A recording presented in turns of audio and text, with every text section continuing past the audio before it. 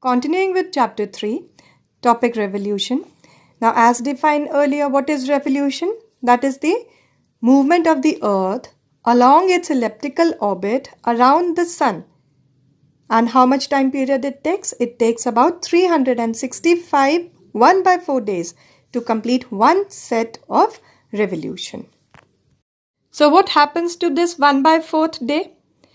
Now this 1/4 day, it is collected for next 4 years, making up to be the 1 full day. Now this 1 full day, it is added in the month of Feb.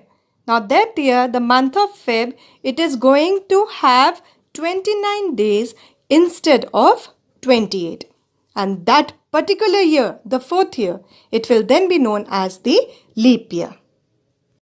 The orbit of the earth is elliptical shape. So it means that at some point of the time, earth would be very close to the sun, and at other time, it would be far off from the sun. Now when it is close to the sun, at that point we say that earth is in perihelion. When it is far off, we say that it is aphelion. So we could also say that the speed of the earth is greatest at the perihelion and it is least at aphelion. Well, actually, the earth revolves around 30 km per second around the sun. And the movement of the travel is counterclockwise.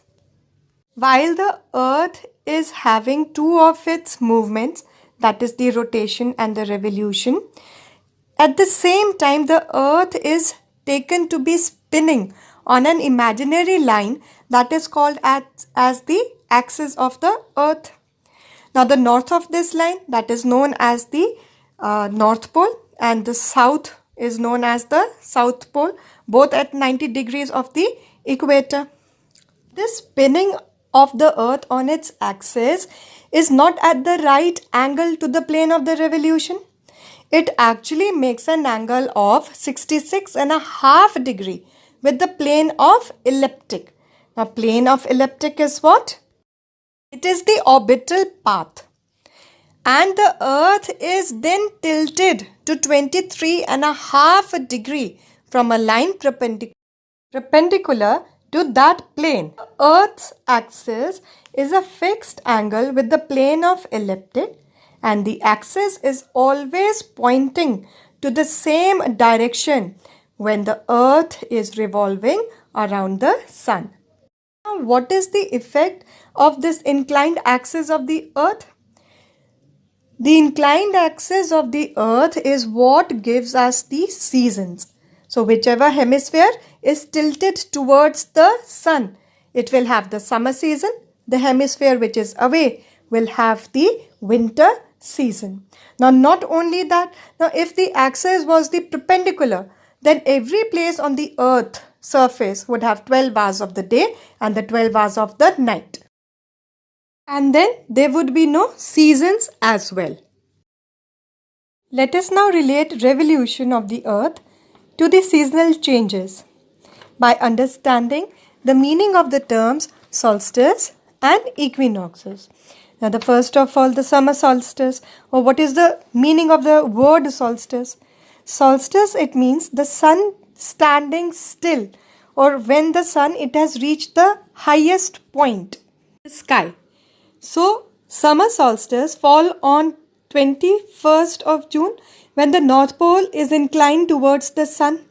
There the Tropic of Cancer, it is receiving the direct rays of the sun, and northern hemisphere experiences the summer season. At the same time, the southern hemisphere is experiencing its winter season because South Pole is away from the sun.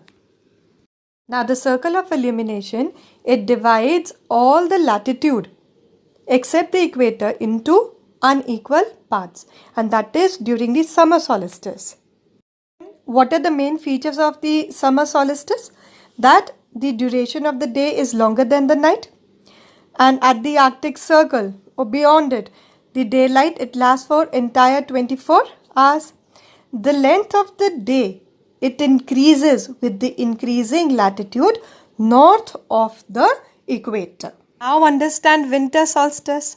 It falls on December 22nd when the sun is directly shining over the southern hemisphere at Tropic of Capricorn. Now the South Pole will have the continuous daylight which will last for 6 months. Okay, so then what are the special features? That the sun is shining directly at the Tropic of Capricorn. The length of the day, it is going to be more in the southern hemisphere, and the Arctic Circle and the North Pole. Now the night, it will be of entire 24 hours for a continuous period of 6 months. Now come to equinoxes. On 21st March and September 23rd, we have the equinoxes. That is the spring and the autumn equinoxes. Now, what would happen over here?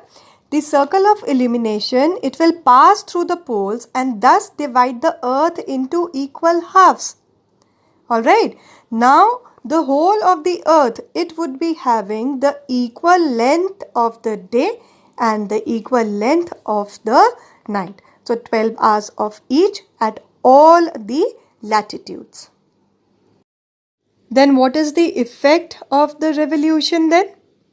Now we can safely say that the effect of revolution is with regard to the seasonal changes along with the variation in temperature of each of the season and also the variation of the length of the day and the night in each of the season.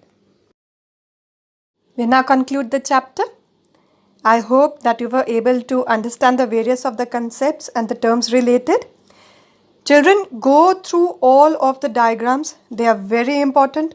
Have a practice of it. Question answers sometime later in the session. In the next of the sessions, we will try to solve it. And make sure that the chapter reading is done in a proper manner. Thank you.